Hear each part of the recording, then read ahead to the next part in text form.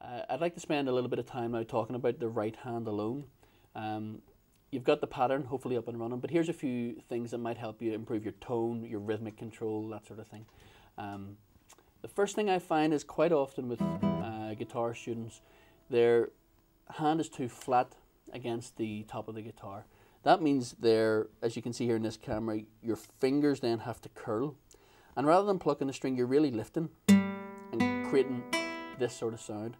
Whereas if you bring your hand away from the guitar with long fingers pointing back into the guitar, you'll then make a much nicer tone. You'll also play louder because as the finger is longer, it can put more energy into the string and therefore play louder. So you'll get more volume and a nicer tone if you can bring your hand away from the guitar with your fingers pointing back in. I have two great right hand exercises you should try. Two types of planting. That is how you prepare the right hand finger on the string. The first one is very useful. It's called the full plant. You'll not actually play the piece like this, but it's an exercise that's really worth trying, I can promise you that.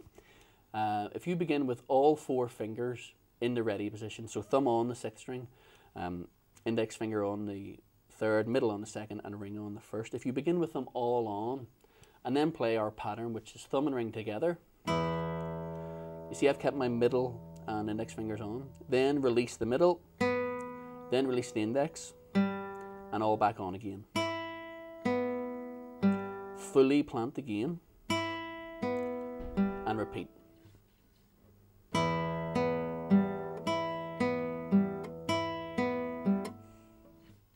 So you can see in this camera here, with all four fingers on, I should say, just 2 fingers on, just 1 finger left, and as soon as I pluck that, I get back on again.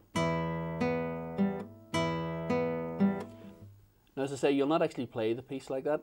It's quite unmusical. You're dampening the strings when really we want the notes to over-ring in this tune. But it's a tremendous way for learning to keep your right hand still and to prepare the tone just a fraction of a second before you actually pluck.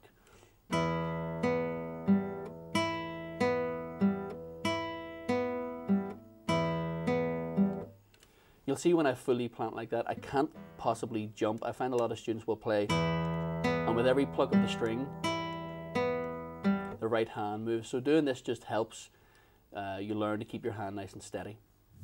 So as well as the full plant, you'll want to practice this sequential plant. This is something much closer to how you'll actually play the tune. Prepare your ring finger on the 1st string. Once you've plucked, you instantly prepare the middle finger on the 2nd string. Then you'll pluck the 2nd string, and you instantly prepare the index finger on the 3rd string. And we're not finished yet. Once you've plucked the 3rd string with your index finger, you prepare the ring finger again. And so the sequence continues. That's called a sequential plant. You can also use the thumb, don't forget.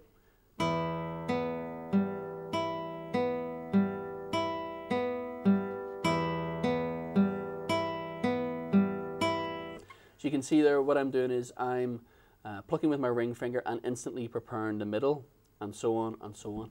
What this does is it gives you just that little fraction of a second to prepare the sound before you actually pluck the string, so you can play with a much nicer tone, and you'll develop much better rhythmic control. It's also a great way to develop speed because you're training your hand to prepare the next note early.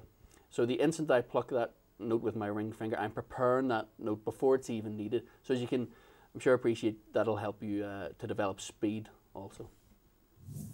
I'd like to spend a little bit of time just talking about the left hand. You can see here that my wrist is really quite low. A common problem if you're coming maybe from rock guitar or blues guitar, you'll have the thumb up, maybe even over the top of the fingerboard like that. That's not really going to work in classical guitar. There are too many stretches with the left hand, and the only way you're going to be able to execute those stretches is with a much lower wrist. Quite often you'll hear guitar teachers say, drop the thumb. It's not enough to just drop the thumb, because you can just bring your thumb around the back like that. You have to actually drop the whole wrist, and that allows for much greater stretches. So generally, especially in a tune like Romanza that has quite a few stretches, you want to keep a much lower thumb. Quite often my thumb is actually below the halfway mark, here around the back of the neck.